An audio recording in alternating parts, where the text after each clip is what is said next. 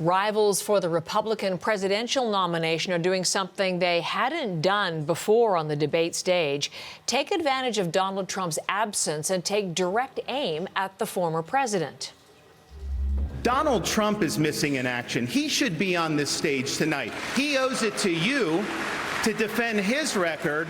You're not here tonight because you're afraid of being on the stage and defending your record. You're ducking these things. And let me tell you what's going to happen. You keep doing that, no one up here is going to call you Donald Trump anymore. We're going to call you Donald Duck. Trump has now skipped both Republican primary debates, choosing instead to campaign. He was in Michigan yesterday. And to avoid any potential stumbles that could cut into his runaway lead with Republican voters. We're going to talk more about that now with Jeff Timmer, who's a senior advisor at the Lincoln Project. He's in Lansing, Michigan this morning, not even 2 hours drive from where Donald Trump was campaigning yesterday. Good morning, Jeff, and welcome to our program. Good morning, Heather. You know, many people are talking about this second Republican debate as being chaotic or off the rails at times. I'm wondering what your overall thoughts were on what happened last night.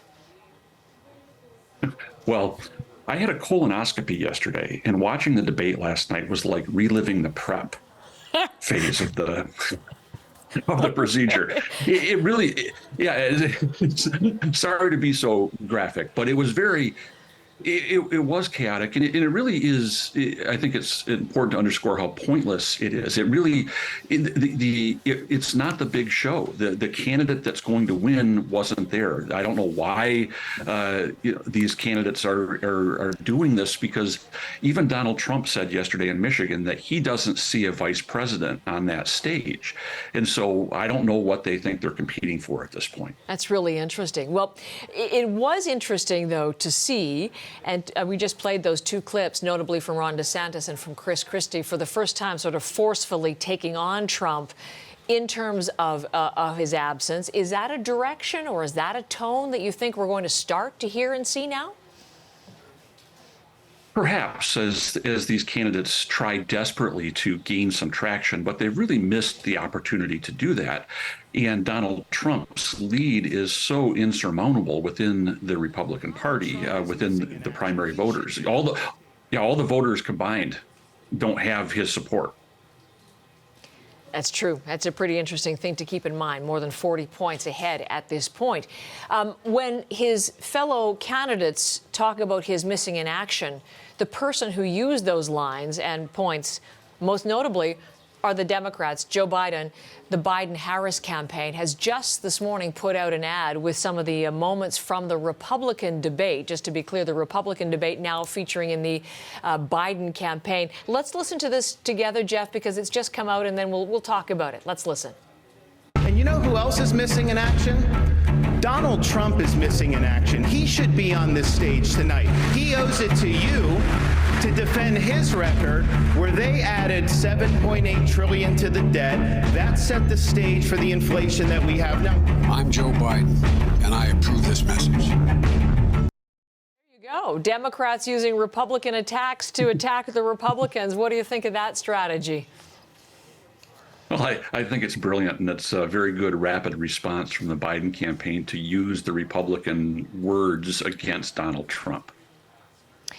Donald Trump was not there. We saw yesterday. Oh, go ahead, sorry.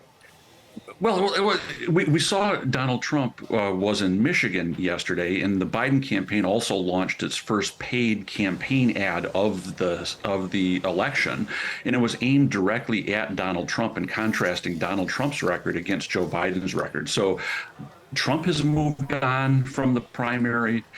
Biden campaign moved on, and they see Donald Trump as their opponent, and that's where the focus of the campaign is going, despite the delusion that these 7 candidates are still suffering under. So that's interesting. That it leads into what I was going to ask about. If he's moved on, if Donald Trump has already moved on from the primary, we saw him, and we can look at those images again as he was in Clifton Township in Michigan, talking to auto workers, but interestingly, non-unionized auto workers, but trying to win votes among the workers. It's kind of interesting trying to get their support during this strike in the U.S. But again, this was a non-union plant. I mean, did that make any sense for you, or who is he going after with this particular appearance? No, it's kind of an artifice.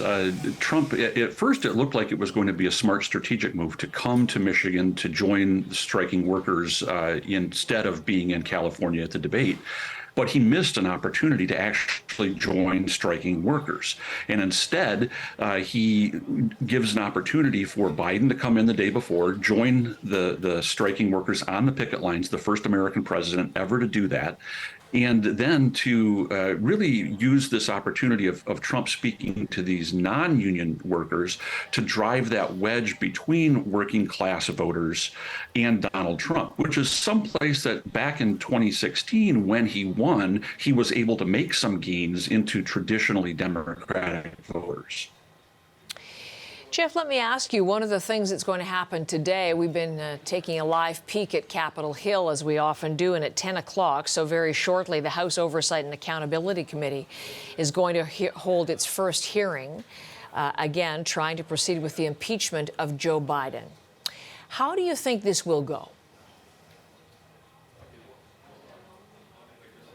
Well, the Republican Party in Washington right now, I mean, you've got the impeachment hearing starting. You've got the Republicans in the House shutting down the government this weekend, going to throw chaos into the economy. And they're doing it for one reason, not because of any policy or ideological differences. They're doing it to protect Donald Trump. They're willing to sacrifice the American economy, the world economy, if need be, to protect Donald Trump from criminal prosecution. And that's the only reason that they're going forward with these sham impeachment hearings. There's no there, but they're trying to create some false equivalence so that it will Donald Trump's rampant criminality, 91 criminal indictments, and several other civil penalties that he's faced this week, including the orders to shut down his entire business empire by the state of New York. They're trying to obscure those facts that in a normal world, in a normal political party, this would end a candidacy, not cause everybody to rally around it. It's interesting to watch the Speaker, Kevin McCarthy, and his moves in response to people like Matt Gaetz on the far right of his party and the kinds of demands that they are making, both in terms of the impeachment hearing, because the votes aren't there, we understand, and even on the shutdown. What are you seeing happening within the House and the Republican leadership there? They have a real crisis of leadership, and they have all year. Back in January, when McCarthy prevailed to gain the Speaker's gavel after 15 votes, and that played out on live TV, very excruciating.